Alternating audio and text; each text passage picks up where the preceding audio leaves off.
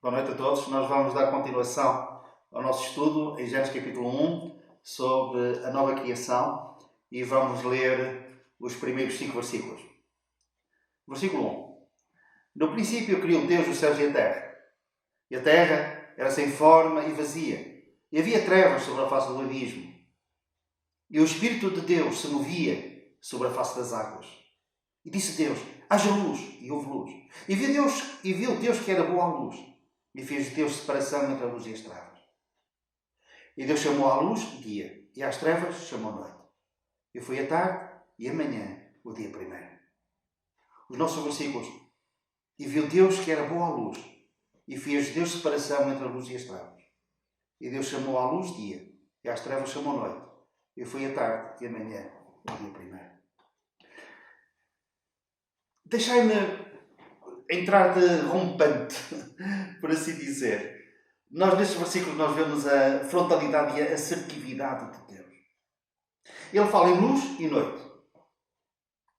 Ele fala em trevas, fala em dia, mas fala também em separação entre as duas coisas. Deus não é um Deus de cinzentismo.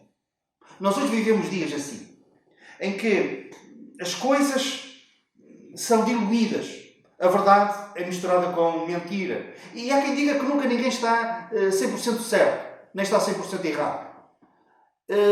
Isaías pronunciou-se acerca desta atitude. E a certa altura Deus diz, capítulo 5, versículo 20: ai dos que ao mal chamam bem, e ao bem mal, que fazem da escuridão luz, e da luz escuridão, e fazem do amargo doce, e do doce amargo. Não. O Senhor não é, o Deus cinzento não é um Deus de mornidão. Ou a pessoa é quente ou fria. Ou está nas trevas, ou está na luz. E é uma separação nítida entre uma coisa e outra. Quando Moisés, liderando o povo hebreu, fazia aquele braço de ferro tremendo com Faraó, que não queria deixar o povo sair livre, a certa altura Deus lança por meio de Moisés, por instrumentalidade dele, pragas sobre a terra do Egito. E a nona praga é conhecida como a praga das trevas. O que é que aconteceu? Durante 3 dias, toda a nação do Egito foi coberta de trevas. E a Bíblia diz que eram trevas espessas. De tal forma que as pessoas não se viam umas às outras. E quando as trevas vieram, quando elas acamparam naquela grande nação, não somente as pessoas não se viam, mas as trevas eram tão densas que as pessoas ficaram sentadas no mesmo lugar. Não saíram do sítio onde estavam durante esses 3 dias. Mas há uma particularidade. Na casa dos hebreus havia luz. Em todas as casas dos hebreus. E reparem nesta palavra, todos. Portanto, havia uma separação nítida entre aquilo que se passava na casa dos egípcios e aquilo que se passava na casa dos hebreus. Uns tinham luz, outros estavam em trevas. Havia uma separação nítida entre as duas coisas, entre as duas situações, entre os dois povos. Hoje, Deus do céu olha para o mundo. E o que é que ele vê? Usando a linguagem bíblica, Deus afirma categoricamente, sem qualquer margem para dúvidas, sem qualquer espaço para outra interpretação, que o mundo jaz no maligno. O mundo está em trevas, espiritualmente falando. E está em trevas porquê? Por causa do pecado ter entrado no mundo. E trouxe consigo a morte, mas trouxe também consigo as trevas espirituais. Mas, no mundo, há uma separação. Há 2 espécies de pessoas. Deus olha para o mundo e o que é que Ele vê? Ele vê casas. Ele vê os filhos da luz. E há uma separação nítida. Porquê? Porque noutras casas, onde não há luz, os filhos das trevas. E há uma separação entre os filhos da luz e os filhos das trevas. Como também havia aqui uma separação nítida entre a luz e as trevas. Como é que nós nos tornamos filhos da luz? Nunca é por demais nós repisarmos isto. O apóstolo Paulo, escrevendo aos Colossenses, diz que aqueles crentes, aquela igreja estava em Colossos, igreja composta por pessoas nascidas de novo. A certa altura, Paulo escreve e diz que Deus os transportou ou os translatou do reino das trevas para o reino do Filho do seu amor, para o reino da luz, porque Jesus é a luz. Então eles foram transportados do reino das trevas para o reino da luz. Outrora erais trevas, agora sois luz no Senhor. E esta dupla hipótese de estado espiritual é nítida na palavra de Deus. Há uma linha retilínea de separação entre a luz e as trevas, entre os que estão na luz e aqueles que estão nas trevas. Deus chamou a luz dia e viu Deus que era boa a luz. Eu, durante os meus 40 e muitos anos de vida de crente, de cristão, nascido de novo pela graça de Deus, eu tenho lido acerca das experiências de conversões, de pessoas que confiaram em Cristo, que receberam o Senhor Jesus arrependidos dos seus pecados, receberam-no como seu Salvador. E também, inclusivamente, tive o privilégio de estar presente quando algumas pessoas fizeram essa entrega, tiveram a compreensão da necessidade de se reconciliarem com Deus por meio de Cristo. Pessoas diferentes, em diferentes faixas etárias, com níveis culturais diferentes, homens, mulheres, jovens, com sentimentos e estados emocionais também diferenciados, e reagem repetidamente de forma diferente. Uns choram após a sua conversão, outros riem, outros por simplesmente ficam serenos e tranquilos, outros abraçam aqueles que estão mais próximos, outros ficam em silêncio, sem dizer qualquer palavra, melhor direi. Mas todos têm algo em comum. É um brilho diferente nos olhos. Porquê? Porque a luz que há em Cristo continua a ser boa aos olhos de Deus. E se é boa aos olhos de Deus, também é boa na nossa experiência. Por isso é que nós lemos que Deus achou que a luz era boa.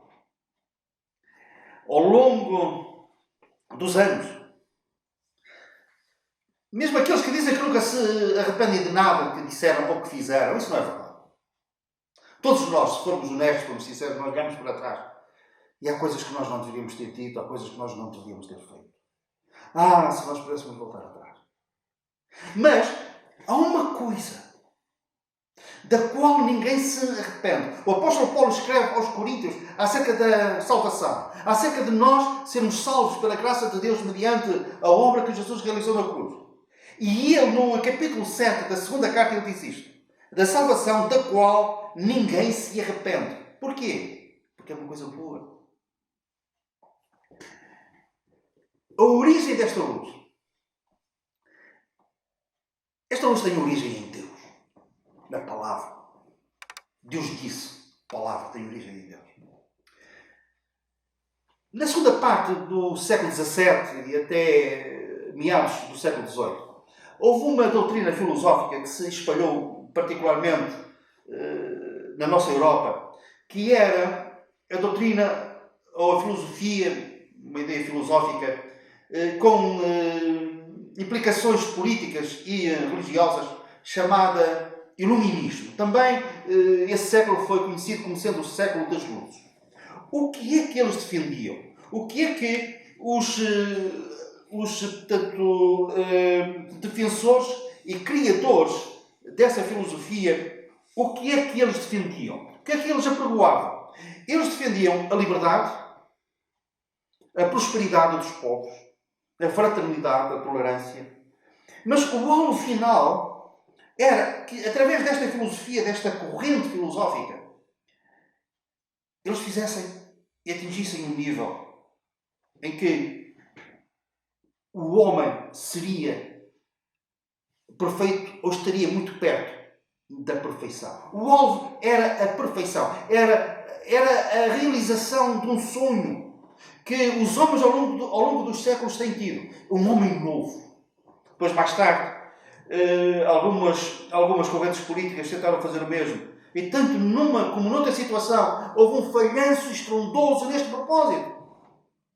E não é muito difícil nós chegarmos a essa conclusão quando nós olhamos para nós próprios e olhamos à nossa volta para a história de guerras e injustiças que existem no mundo, que existiram e existem, às vezes coisas tremendas, que mesmo apesar de nós sermos aquilo que somos, nós ficamos tremendamente impressionados e amedrontados com aquilo que o homem é capaz de fazer. Não, o homem não está a caminhar para a perfeição, para o homem novo. Porquê?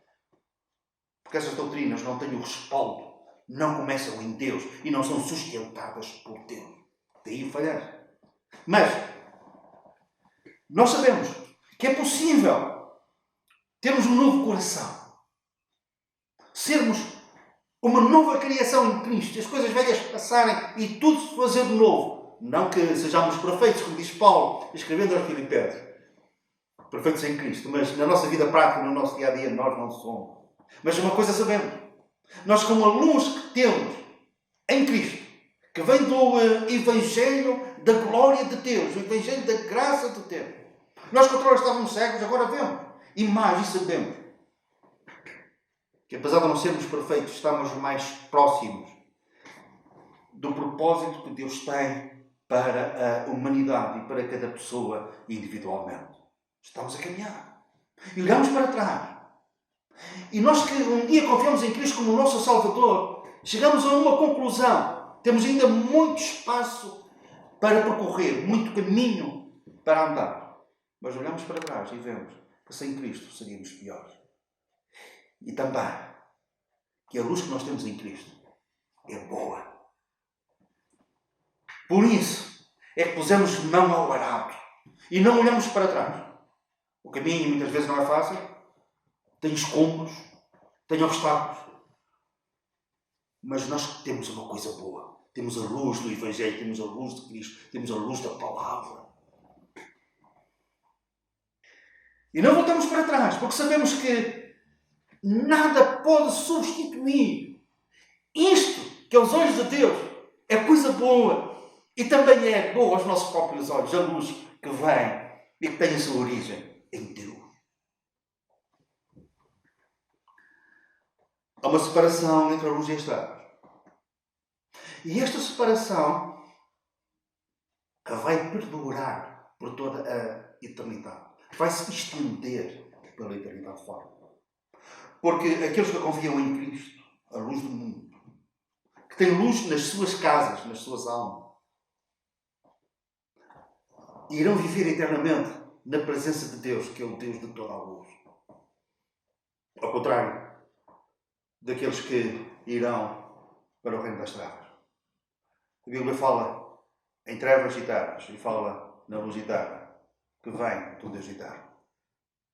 Hoje, eu queria fazer um apelo e um desafio ao mesmo tempo.